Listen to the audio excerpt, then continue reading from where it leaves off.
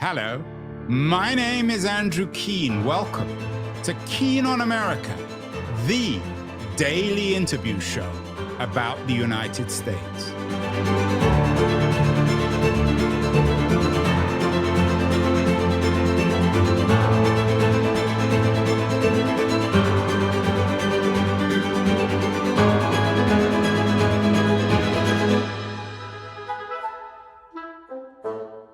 Hello, everyone. Back in April of 2024, we did one of my favorite Keene on America shows with one of America's most distinguished civil rights activists, figures, Thelton Henderson, one of the first African-American judges in America, a pioneer on many legal fronts. And one of the things that disturbed me in many ways about my conversation with Thelton Henderson was that even though he grew up in the late Jim Crow era, he seemed to believe that things weren't that different from the 1960s. And my guest today, as it happens,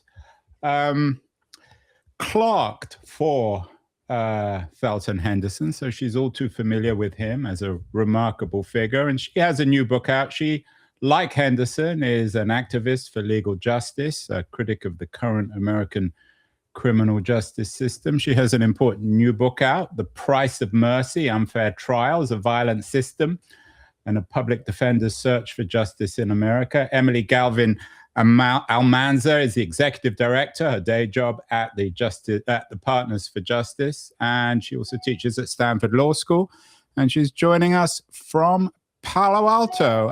Emily, congratulations on the new book. Thank you so much for having me. And boy, seeing that picture of Judge Henderson made me want to drive up the bay and go pay him a visit. It's good to see his face. Yeah, he's a wonderful man. My wife and I actually had dinner with him a few months ago in Berkeley. Yeah, great. What's your thoughts, Emily, on, I'm not sure if you've had this conversation with Judge Henderson, but about the idea that in many ways, things haven't changed dramatically since the 50s or 60s when it comes to criminal justice and the criminal justice system in America. It's not a conversation I've had with the judge expressly, but I think it's something that is certainly not a stretch to say. We are still dealing with a system which tolerates rampant abuse of accused people, which tolerates the blatantly racist application of the law, which tolerates a total lack of transparency for ordinary people and voters who want to know more about their criminal court system and have more of a say in the free and equal application of justice. We haven't made huge strides. And what's really staggering about that is, as I cover in the book, the strides towards fairness are not mysterious to us.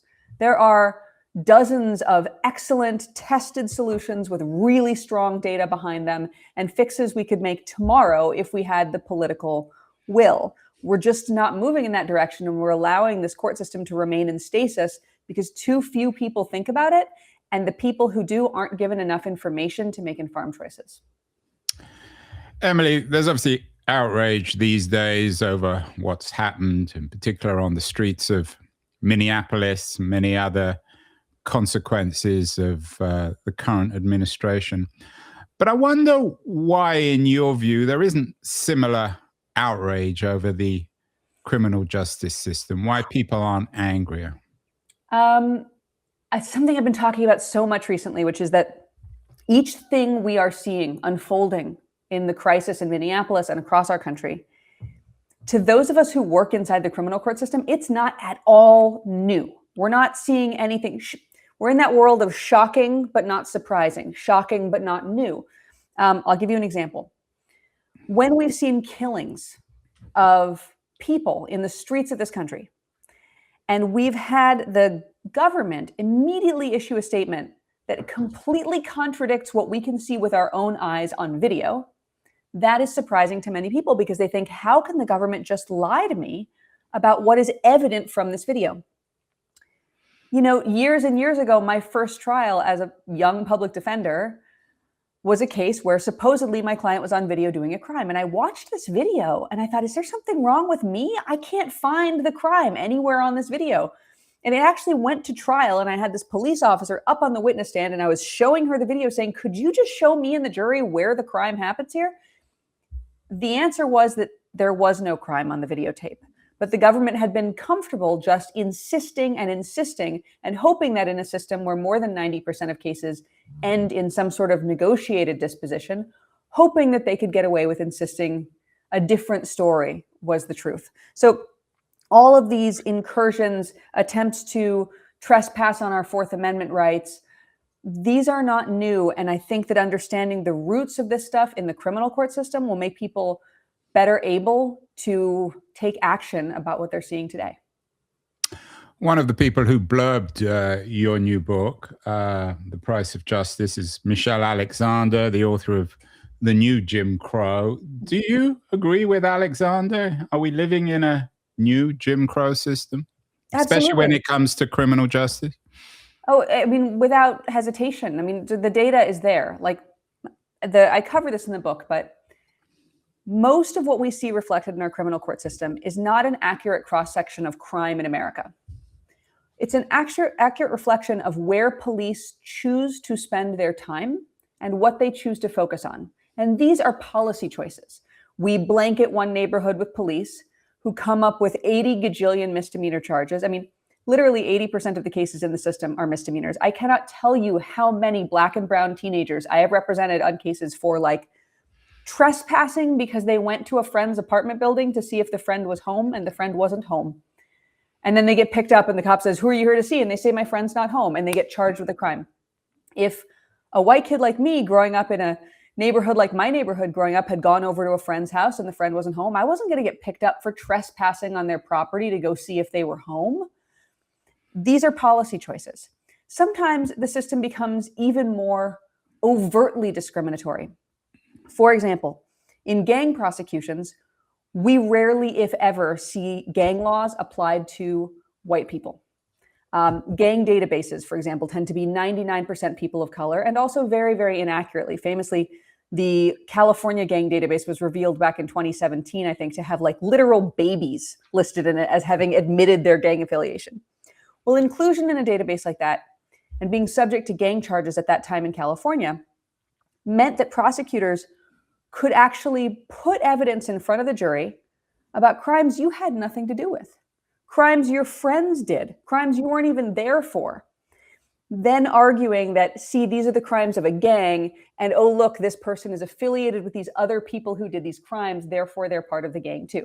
Now, California was forced to strongly amend that law, but that meant that for a period of time in California, Black and brown people were literally experiencing like different rules of evidence that never would have been applied to white people in criminal court. So it's a very, very overtly racially discriminatory system. Why, Emily? Is it because white America is by definition racist? Is it a legacy from Jim Crow? Is it coincidental, accidental? Does it reflect the indifference of white America? Why is this the case? I'm certainly not coming in here to say like every white American you meet is a racist. What I'm coming and you, of course, are not Black or brown yourself. I'm not. No, what I want to say is that we have tolerated this system. We have allowed it to remain as it is. We haven't taken action to name the discrimination that we're seeing and actively dismantle it.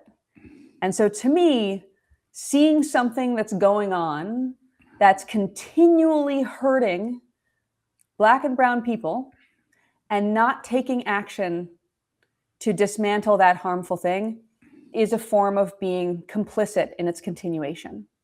Now, I think a lot of people aren't aware of how bad it is. Like, I want to give most people credit for like not having any idea of how far things have gone in the system. And that's why I wrote the book, is because I think, you know what, if I can get hard facts, data. I mean, this book looks like kind of a, here, hold up. It looks like kind of a chunky book, right? Until you realize that 100 pages of this is citations. Because I really wanted people to know that I'm just giving them the data on what's happening in the system, and I'm giving them some ideas of how we could do better. And so maybe if people become more informed and take the time to inform themselves also about how feasible a lot of these solutions really are, then we can get the political will to finally end this legacy of incredible, incredible harm. I'm guessing that you're not particularly optimistic that the kind of reform you're calling for will be instituted by the current administration. But what's the record of the Democrats? What was the record of Obama? Of course, I know you were an undergraduate at Harvard. Obama was at the law school, or Joe Biden. Have they done anything to address this, the Democrats? I think one thing to think about that it makes me actually very optimistic about our chances for progress in the near term is this. This is not a topic that the federal government leads on. The US Constitution reserves criminal law largely to the states. 87% of people who are in prison are there on state charges, not federal charges. The federal system, the federal prison system, I should say, is a small minority of criminal cases in America. I had to say prison system because right now, given the way that ICE is funded, the immigration detention system is quickly becoming one of the largest, and it is the fastest growing form of incarceration in America. But when it comes to reforms, Democrats have not been amazing all the time. Some of them have been better than others.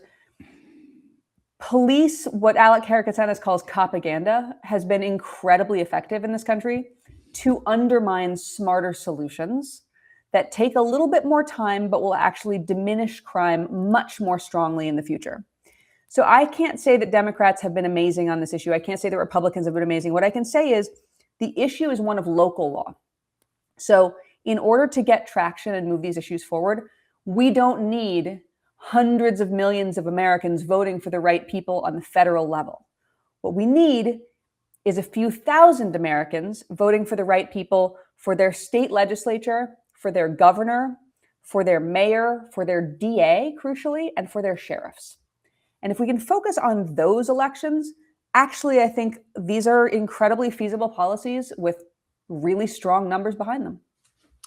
You've written extensively, of course, about this, not just in the book, but Partners for Justice, the nonprofit you executive director on, are trying to break the cycle of poverty and criminalization. How much of this then, Emily, is a legal issue versus an economic or political one? Or even cultural? That is a great question. These things are intimately intertwined, and I will give you an example. When we think of incarceration, many people who aren't that familiar with it think of it as like a period of confinement. But actually, over 90% of people who go to prison come back home. We get to decide how they are when they come back. And right now, the decision we as a society have made is that they come back really, really undermined and having a very hard time to succeed in the future. For example, being incarcerated cuts a person's expected lifetime earnings in half. American families lose over $300 billion per year due to prior incarceration. It also impacts people's health. Every year of incarceration shaves 2 years off a person's expected lifespan. And about 80% of people who do time come back with some kind of long-term health condition.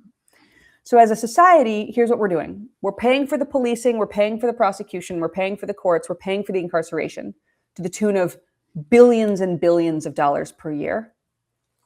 And then we're paying for the hospital bills for people who became sickened by the system and can't afford their own care and don't have insurance. We're paying the social cost of having fewer taxpayers, fewer people who are able to shop at the corner store in our neighborhoods. We're paying through our collective prosperity.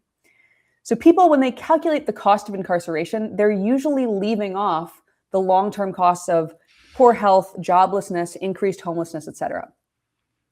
On the solution side, though, giving people access to three things, housing, income, and healthcare, is more effective at reducing crime than almost anything else. If you give an unhoused person housing, you diminish their chances of future arrest by 80%. And some of these interventions literally just have to do with favorable activities and future prospects. If you give a kid who's got nothing to do after school, an after-school program, you have a huge dent in youth crime overall. After-school programs can drop youth involvement in violent crime by 50%. So when you ask, is it a legal problem? Yes, in the book, I talk about lack of discovery and bad forensics and all of this sort of baked in, entrenched unfairness in the system. But when it comes to solutions, so many of the solutions are about removing cases from the criminal court system that shouldn't have been in there in the first place and forcing through incentives, professional incentives, forcing the people who work in the system to think about root causes and actually address them in how we solve these problems instead of just trying to like punish our way out of stuff, which has not worked yet. I don't think we'll ever punish our way out of stuff. Emily, there's so much paranoia about criminality and the level of crime, particularly in contemporary America. What are the numbers in terms of crime? Is it going up or down? And what are the numbers in terms of incarceration? Are there more or less people in jail than there were 5 or 10 years ago? So I have really good news, which is that if you are less than 50 years old, you are living through the safest period in your lifetime, at least safe from crime. There are other dangers right now. Crime has been dropping. It has been dropping all across the country. I think in part due to a lot of these policies that I talk about in the book being implemented post 2020. And we are seeing, the fruits of a lot of these policies now. I talk also in the book about how the public has a really hard time feeling how safe they are, because when we look at the news, we are constantly being confronted with like the weirdest and most memorable crimes that any reporter can find.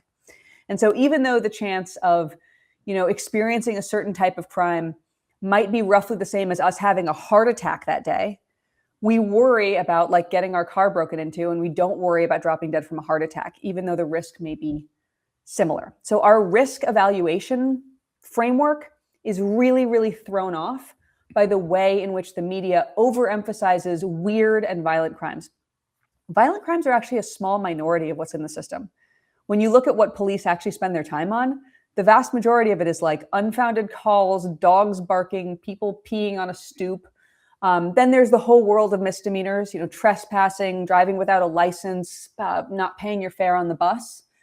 And only then do we get into this small number of actually violent cases each year. So lots of good news on public safety, but lots of good news that people haven't heard because they don't know how to accurately evaluate their circumstances. I need to be more careful when I pee on my stoop, although I don't suppose the police would arrest me. It's a sex crime. You better watch out. Yeah, especially in San Francisco. Well, I think the police have retreated. You've talked about the racialized elements, as I said. I don't think this would surprise your former mentor, Thelton Henderson. What about the gendered side of it? I mean, more and more, of course, of prisoners are men, but you've written extensively on the role of public defenders, particularly when it comes to women in a post-Roe versus Wade world. What's the gendered element in the price of mercy? So men obviously are overrepresented in the criminal court system, but some of the things that women experience are bizarre and shocking. And I think when lay people find out about them, when they read the book, it will really change their mind about what's really happening in these systems. So for example, women experience all kinds of criminalization that most normal people would not expect to be criminal. One example might be failure to protect cases, where a woman who has been abused by a partner is charged with a felony for being present when the partner also abuses their child. In other words, the crime is failure to protect the child from the abuse that she herself may be experiencing. Now, at the same time, our self-defense laws were designed with like two men fighting in an alley in mind. So for example, if I want to claim that my criminal act was justified, I was right to defend myself and I should not be held criminally liable, I need to be able to show that I didn't start the fight and that I was facing imminent harm and I responded with proportionate force. Also that I either didn't have a chance to retreat or I tried to retreat. Now, if you look at a situation of abuse where a woman has been living with an abusive partner over the span of decades, if she takes violent action against that partner in a moment when he is vulnerable, like he's asleep, she will never be able to use self-defense in her case because she cannot prove that his force coming at her was imminent, because the law wasn't designed with unequal combat or an abused partner in mind. The law was designed for like two guys fighting in an alley. The things that women experience in our criminal court system are also especially, horrifying. I covered the case in this book of a woman named Adelaida. And she, in her case, fought back against an abusive partner, was convicted of a felony for it, was pregnant, was separated from her child, and had to deal with the nightmare of the family court system when she came home with no help from probation or judges or anyone in the court system to help her regain custody of her child. She's just one of so many women who have experienced giving birth in shackles, who have experienced family separation, who have experienced the horror of not having a family member who's able to come and pick up their baby, so they lose their parental rights entirely and their baby goes out to be adopted. When we talk about the horrors of family separation in the immigration system, we also need to be talking about the horrors of family separation in the criminal court system, where it has been happening every day for generations. You've written on moving past punishment. I'm not sure those are exactly your words, but it was a conversation that you had on somebody else's show. How careful do you think progressives like yourself need to be in terms of imagining a criminal justice system where maybe the police are more marginalized and we move, quote unquote, past punishment? Do progressives need to recognize that America, for better or worse, is a conservative country? And in spite of what you said about people's paranoia about crime, some of their concerns are fair. So one of the first people I sent, when I placed my own orders for this book, one of the first friends of mine that I sent this book to is a friend of mine that I grew up with, who's a MAGA conservative.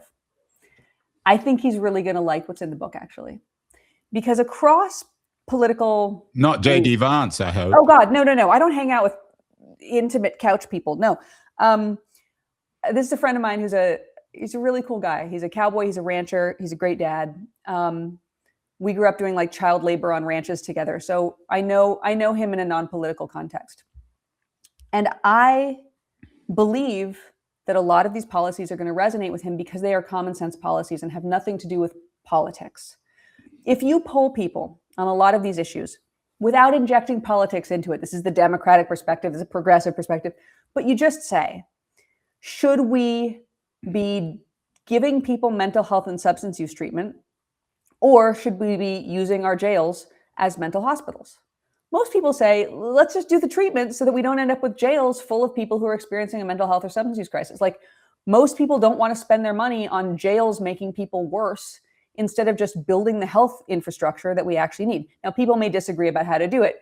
I may say that I want a public option in terms of health insurance. He may say that he really doesn't like government health insurance. Cool. But we can agree that if a person's conduct, their conduct that's doing harm, is caused by some factor that we can address, why would we not address it?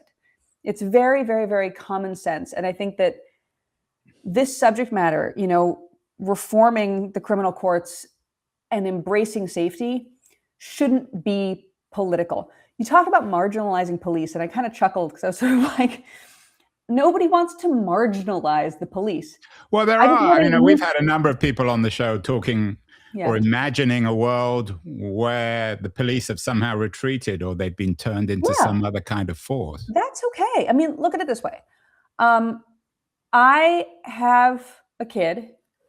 When I take her to the doctor, I want a pediatrician most of the time.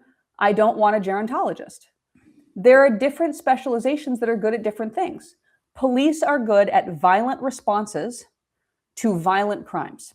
Now, I use good with some I have a lot of critiques of how police respond to situations of violence, but I understand that when you have, an armed person on the loose in the community, there is a role for someone who can take action in a situation of really serious risk of violence. I get that. Why would we want to use police for somebody who's having a mental health crisis? If your loved one is having a mental health crisis and you call for help, you don't actually necessarily want a guy with a gun showing up. You probably want a mental health professional who can de-escalate the situation and get your loved one into the right kind of care. If you've got a kid who's not acting right and that kid isn't dangerous to anybody, they're just being a knucklehead, you don't want an armed guy coming up on your kid. You want some sort of counselor or social worker who actually has the skill set to deal with nightmarish teenagers. So I guess what I'm trying to say is there's nothing dishonorable about saying police shouldn't be doing 18 different jobs. That's not marginalizing them. It's just acknowledging that they're doing too many jobs and we need more types of professionals to handle the jobs. Police agree with that too, by the way. Most police, when you poll them on this topic, agree that they should not be the ones handling medical situations, mental health situations, counseling situations. Like, they also don't want that to be part of their job. So I feel like it's a win-win. What do you see as the role of the Black Lives Matter movement, of the protests, in the march towards or perhaps away from justice? Do you see it as a healthy chapter? Oh, I'm not sure if it's for me to say, if I'm being really well, honest. you're an observer of this. You write about the injustice of the system. So I'm curious. I think that what the Black Lives Matter movement has done is really, really effectively marshal attention on topics that were previously ignored and bring to light these stories of people whose names we might not otherwise have known, whose stories are vitally important for us to understand who we are and where we are as a nation. So when I talk about how safe we are today and the reforms that have been implemented since 2020, a lot of that is due to the political pressure brought by the Black Lives Matter movement. And so I think we have to acknowledge their role in highlighting issues and forcing reforms that were long overdue. What do you expect the consequences of the murder of a couple of white people on the streets of Minneapolis? Do you think ultimately this is going to have a big impact, particularly in the context of your arguments of the price of mercy? I hope so. I hope so. I mean, acknowledging that these were not the only people murdered by ICE, and you're absolutely right to point out that the two white people got the most attention. To put it mildly, I think. Yeah. We need a moment of national recoiling and organization. I mean, it is not sustainable for a country to have its government not just violating the law in some sort of mild everyday way, but really, really just trampling the Constitution, lethally trampling the Constitution, shredding the idea of due process. I think that, yeah, I mean, I think that for the book, the undergirding of what we're seeing now is in this book because we wouldn't be where we are now if we hadn't tolerated decades of this kind of lawlessness in the criminal court system. Where we go from here, it's a moment of national reckoning. I mean, obviously, I hope and pray that this moves us towards better policies in terms of creating accountability for law enforcement. You know, federal law enforcement is shielded in a very different way from civil liability than state and local law enforcement. And there are a few different bills right now that could make it so that federal law enforcement officers are held to the same standards as you and me in terms of their conduct and accountability for their conduct. And if we just get to a place where the public demands transparency, exerts skepticism towards its system, and healthy skepticism designed to look for improvements in the system, and also enforces real accountability for the people who work in that system, including law enforcement, we would be in a transformed place as a nation. Strikes me, Emily, that, and this is a bit of a cliche, I guess, but it seems particularly obvious today, that there are two Americas. We live in an age, of course, where everyone seems to be obsessed with the Epstein scandal, but what people sometimes forget is that he bought his way out of the system. He played around with the criminal justice system for years, in spite of all his self-evident guilt, and paid for bail. Meanwhile, and you've written about this, cash bail for doesn't reduce crime or make us safer. In other words, the two Americas where people like Epstein, I mean, Epstein, I guess, is a unique case, where his huge wealth was able to manipulate the system mostly to his advantage in spite of his criminality, whereas the kind of people you cover unable to do that. How self-evident are these two Americas for you on the front line of criminal justice? 80% of people who get prosecuted are so poor they are assigned a public defender, like me. And I think that really tells us who the system is directed at, because 80% of crime in this country is not committed by one group of people, one socioeconomic class. Crime is happening behind closed doors in middle class and wealthy neighborhoods across the country. Crime is being carried out by corporations, by powerful actors, by lawmakers, by law enforcement. I mean, humans engage in rule breaking, but the system focuses almost exclusively on the transgressions of the poor. And this also means that it is built to allow, as you point out, off-ramps for people of means. Bail is a great example. Most civilized countries do not have a system where you can buy your freedom back from the government. But in the United States, it's a $2 billion per year industry. Now, again, stepping back, a rational person might say, if the consideration is how do we get this person to come back to court and make sure they meet the obligations that the court puts on them, and how do we make sure they're not a danger to society, there are innumerable ways to do that. One of the most effective ways to get people to come back to court, honestly, is telephone reminders. If you call or text a person to remind them of their court date, it is remarkably effective at getting them to come back to court. We can put conditions on people. We can use forms of supervision. We can, do all sorts of things to ensure return to court and to give judges a chance to weigh in on whether a person is in fact safe to be released. There is no world in which ability to pay should be a factor. Now, long ago, this idea of bail was making a person have enough skin in the game that they would be motivated to come back to court to get their money back.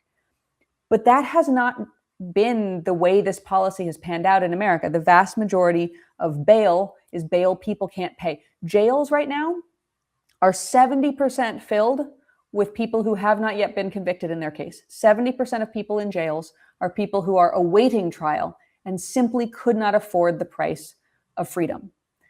So if you look at our system from a socioeconomic perspective, it's very, very clear who the system targets and the mechanisms it uses to do so. You've been calling for a reckoning.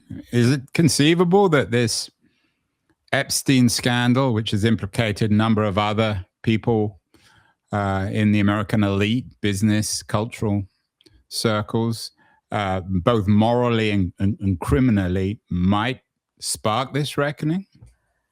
Maybe. I mean, it takes a couple of steps of analysis for people to see the problem here. When I talked about policing and the locus of policing being a policy choice, what I mean is we have elected leaders who choose to blanket the New York subway system with cops, but there's no cops on Epstein's Island, right? There's cops filling up the streets of Fort Lauderdale, but not Mar-a-Lago. And I'm not saying you should necessarily blanket look, I'm just saying that our policy choices of where we find crime are not reflective of where crime is actually happening. So what we need here is probably to inject a little bit more of a rational approach into the original policy choices. One of these things has got to be data literacy. So for example, if you put a bunch of cops on block B and 2 cops on block A, and you get a bunch of arrests on block B, you might be tempted to conclude that block B has more crime. But in fact, you just put more people there who are capable of finding crime.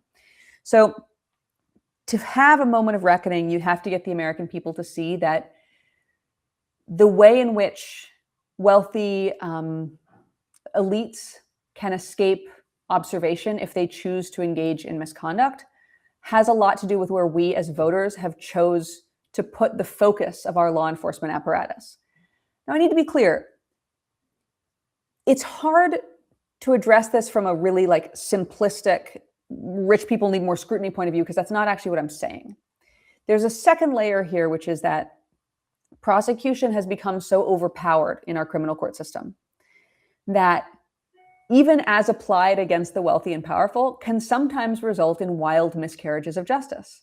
I mean, there have been people who've had their assets seized, who have been wrongfully prosecuted, who've been prosecuted for political reasons, using an apparatus that is very, very easy to implement as a way to ruin someone's life, regardless of how wealthy they are. So at the same time as we think about where our focus is in terms of where we are seeking crime, we have to also think about the power balance of how much have we empowered prosecutors to ruin lives first and engage in scrutiny later.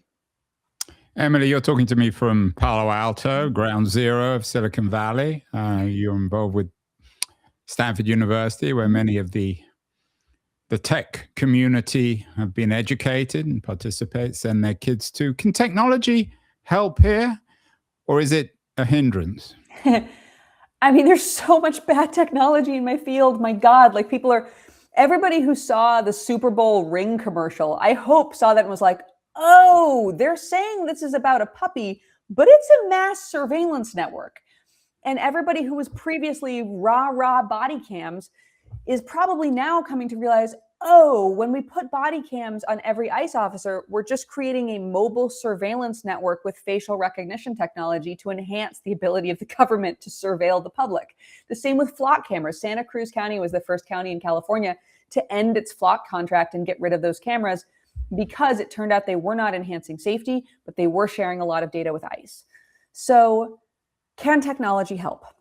I'm a little bit skeptical. I think there have been forms of technology that have enhanced lawyers' ability to review documents and review evidence more expeditiously. There's been technology that automates reminder phone calls and text messages to help people come back to court. That's been really good.